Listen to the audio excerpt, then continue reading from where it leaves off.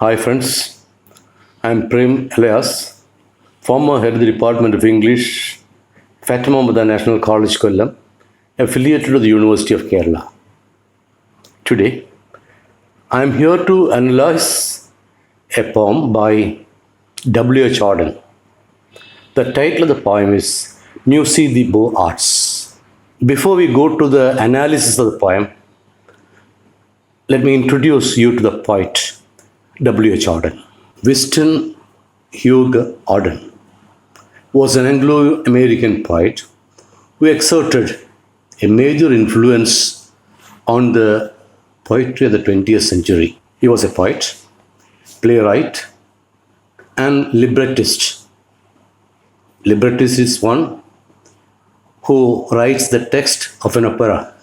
Auden was born on 21st February 1907 at York, England, into a very prosperous upper middle class family. After schooling, he took admission in Christ College, Oxford. At Oxford, Auden became the leader of a group of left-wing writers which included Stephen Spender, Christopher Sherwood, and Louis MacNeice. They were known as Pylon poets. This group was known as Pylon poets. It was a nickname given to the poets of the 1930s, known for their industrial imagery. Auden's first volume of verse, titled Poems, was published in 1930. These poems reveal the influence of Marx and Freud. The most Marxist poem of Auden is The Dance of Death. In 1939, Auden moved to the United States of America. The poems written during this period reveal the influence of the Danish philosopher Kierkegaard. Auden's early poems were written in imitation of Thomas Hardy, the great Victorian novelist and poet. But later on, he changed his allegiance to T.S. Eliot, whom he considered to be the only fit model for the modern poet. Auden passed away on 29th September 1973. He was 66 years old. Now about the poem, Musée des Beaux-Arts. This poem was composed in December 1938 and was included in the collection Another Time, published in 1940. The poem is set in the Museum of Fine Arts in Brussels. The central image of the poem was furnished by a famous painting, The Fall of Icarus, by the famous Flemish painter Peter Bruegel the Elder. Musée des Beaux-Arts by W.H. Auden. Museum of Fine Arts. Now let's read the poem. About suffering, they were never wrong.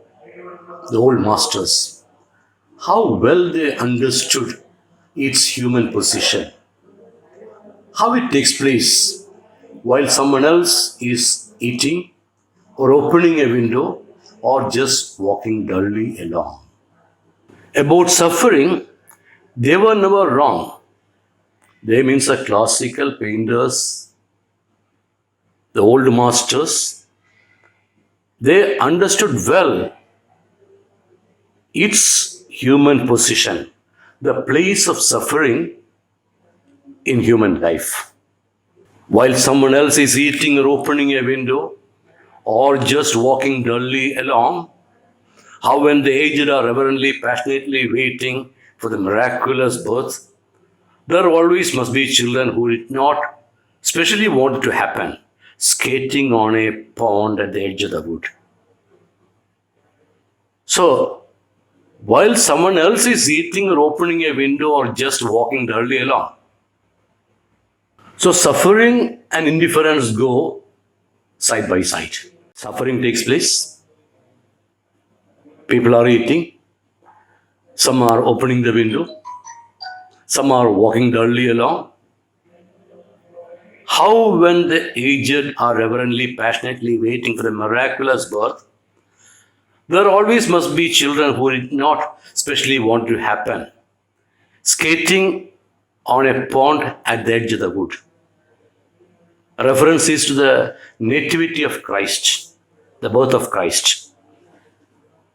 The old people are waiting reverently for the miraculous birth of Christ. But children, they are not bothered about the great incident that is going to happen. They are skating on a pond at the edge of the wood. It's winter, Christmas, birth of Christ. So some are waiting patiently, reverently, for the birth of Christ. But the children are not bothered, they are playing. They never forgot that even the dreadful martyrdom must run its course anyhow in a corner, some untidy spot where the dogs go on with their doggy life and the torturous horse scratches its innocent behind on a tree. Now, individual suffering or tragedy exists side by side with everyday life. The reference here is to a painting, The Massacre of the Innocents. In the New Testament, the Massacre of the Innocents is the incident in the nativity narrative of the Gospel of Matthew. Herod, the king of Judea, orders the execution of all male children 2 years old and under in the vicinity of Bethlehem. The Catholic Church says that the children murdered in Jesus' stead are the first Christian martyrs. Their feast, Holy Innocents' Day, is celebrated on 28th December. Auden is here referring to that painting, The Massacre of the Innocents. They never forgot. The classical painters, the old masters, they never forgot that even dreadful martyrdom, the innocent children massacred or killed by Herod's soldiers. Dreadful martyrdom must run its course anyhow in a corner, some untidy spot, where dogs go on with their doggy life. The dog does not realize the importance of this martyrdom. These children are being killed, and they are the first martyrs. In Christianity, these innocent children are the first martyrs. The torturer is riding a horse, and the horse is scratching its back, its behind on a tree. So the dog is not bothered, the horse is not bothered about the suffering or the massacre of the innocent children. Animals are indifferent while human suffering takes place. In Bruegel's Icarus, for instance, how everything turns away quite leisurely from disaster. The plowman may have heard the splash, the forsaken cry, but for him, it was not an important failure. The sun shone as it had to on the white legs disappearing into the green water, and the expensive, delicate ship that must have seen something amazing, a boy falling out of the sky, had somewhere to get to and sailed calmly on. Here, Auden refers to the painting by Peter Bruegel the Elder, the Flemish painter. It is known as the fall of Icarus. Now I must tell you the story of Icarus. The famous painting, The Fall of Icarus, by Peter Bruegel the Elder, depicts a Flemish sea and land scene. The painting is based on a mythical story of Daedalus and Icarus. In Greek mythology, Icarus was the son of Daedalus, the Athenian architect. Both father and son were confined to the labyrinth by King Minos of Crete. Tired of exile and longing for freedom, Daedalus made wings of wax and feathers for himself and his son Icarus to escape from Crete. Ignoring his father's warning, Icarus flew too near the sun, his wings melted, and he fell into the sea. Icarus is now the symbol of pride. He also stands for aspiring, suffering, failing humanity. So, with the myth of Icarus in your mind, let's read the lines once more. In Bruegel's Icarus, for instance, how everything turns away quite leisurely from the disaster. So, for example, let us take Bruegel's Icarus, The Fall of Icarus. If you look at that painting, you will understand how everything turns away quite leisurely from the disaster. Disaster is tragedy. Tragedy of Icarus falling into the sea. Now, the vaulting ambition which made him fly too near the sun, resulting in the tragedy. The plowman may have heard the splash, the forsaken cry. There's a plowman. In the picture, there's a plowman. He may have heard the splash when Icarus fell into the sea. The forsaken cry of Icarus. But for him, it was not an important failure. For humanity, it was an important failure, but for this farmer, this plowman, it was not an important failure. The sun shone as it had to on the white legs disappearing into the green sea. Now, Icarus falling in that picture, we can see two white legs.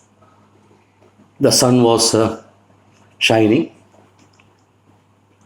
White legs disappearing into the green water and the expensive, delicate ship. You can also see a ship. Something amazing, a boy falling out of the sky had somewhere to get to. These sailors, they had to reach a destination. So they sailed calmly on without paying much attention to the tragedy of Icarus. Now, the classical painters, they understood the position of suffering in human life. When suffering takes place, people are indifferent. The dog, the horse, they are indifferent when the children are massacred in the massacre of the innocents. Again, the nativity of Christ. While the old people are waiting anxiously for the birth of miraculous birth of Christ, children are playing. They are skating on the ice. And here, the fall of Icarus.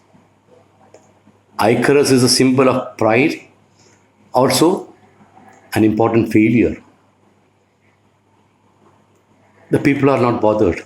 The plowman is not bothered. The sailors in the ship are not bothered because they had to reach somewhere. They sail calmly on. Now the plowman, the white legs, the ship are all details in Bruegel's painting. The poem is remarkable for its concrete visual images. The language is conversational, even colloquial. The rhythm of verse are also those of everyday speech.